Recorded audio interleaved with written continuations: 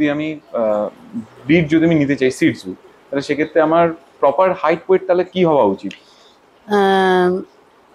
ওয়েটটা আমি বলছি, ওয়েটটা হচ্ছে মেয়েদের ক্ষেত্রে মানে 6 কেজি, 6 কেজির মধ্যে থাকা দরকার। 6 কেজির মধ্যে? হ্যাঁ, 6 কেজি।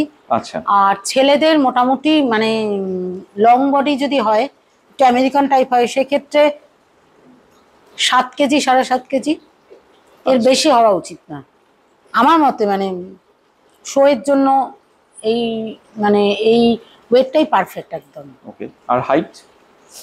হাইট মোটামুটি ওই খুব জোর হলে 5-6 ইঞ্চির বেশি হওয়া উচিত না। যদি এর চেয়ে যদি বেশি হয়, মানে মানে চওড়া বা অনেক সময় কি হয়, আমেরিকান টাইপ একটুখানি মানে লং বডি হয়।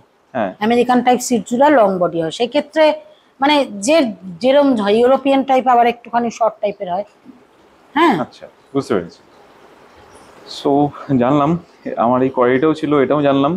আমি চলে যাচ্ছি নেক্সট আমার কোয়ারিতে, সেটা হলো গিয়ে অ্যাকচুয়াল ব্রিড স্ট্যান্ডার্ড আর ক্রস ব্রিড এফেক্ট কি হতে পারে? হ্যাঁ, ক্রস কোনো, আমি এটাকে একদম মানে বরদাস্ত করতে পারি না যে একটা ক্রস করি একটা ব্রিডকে নষ্ট করানো। লাসা একটা ব্রিড, যে লাসার মতো একটা ব্যাপার আছে, যেটা কখনো ক্রস করানো উচিত নয়। আর আবার সিটজুর মতো, সিটজুকে কখনো ক্রস করানো উচিত নয়। জানি না কেন লোকে ক্রস করায়, কিন্তু আমি এটা একদম পছন্দ করি না। আর যখনই কোনো কুকুর ক্রস হচ্ছে, তখনই তার বিহেভিয়ার প্রচন্ড রকম মানে কি বলবো, ভীষণ একটা চেঞ্জেস এসে যায় বিহেভিয়ারে। যেমন তাদের মধ্যে ভীষণ টেম্পারমেন্ট চলে আসে, কামড়াতে যাওয়ার একটা ব্যাপার থাকে, মানে অন্যরকম একটা আচরণ শুরু করে দেয়। আচ্ছা। টেম্পারমেন্ট হাই হয়ে থাকে, অনেক রকম ব্যাপার থাকে। Biting tendency? হ্যাঁ, বাইটিং টেন্ডেন্সি থাকে, চলে আসে। মানে আমি এটা শুনেছিলাম যে অ্যাকচুয়ালি মানে লাইন আপ যদি ঠিকঠাক হয়, তাহলে কোনো মানে ব্রিড আপনার সেভাবে কিন্তু বাইটিং টেন্ডেন্সি থাকে না। না। Is it right or wrong? একদম, একদমই তাই। একদমই ঠিক। তাহলে বন্ধুরা, তাহলে এটাও আপনাদের কিন্তু মাথায় থাকবে যদি আপনারা যদি আগামীতে পেট প্যারেন্ট হন। তবে একটা কথা আমি বলবো, আমার এই ভিডিওর মাধ্যমে আজকে আমি কোনো কেনা বা বেচার আমি প্রমোশন করছি না। আমি সিম্পল ভাবে আমি এসেছি দিদি ভাইয়ের কাছে আপনাদেরকে একটুখানি নলেজেবল করতে, যাতে আপনারা ব্যাপারটা নিয়ে জানুন। আপনারা এক জায়গায় যাবেন, সেখান থেকে আপনারা 5-6-7 একটা ক্রস ব্রিড নিয়ে আসলেন, সেটাকে চিনুন আগে। তো চেনার উপায়টা আমি দিদির কাছ থেকে আরেকবার জানতে চাইবো। দিদি, একটু যদি কাইন্ডলি আমাদের সাথে শেয়ার করবেন যে অ্যাকচুয়ালি ব্রিড আমরা জানবোটা কি করে?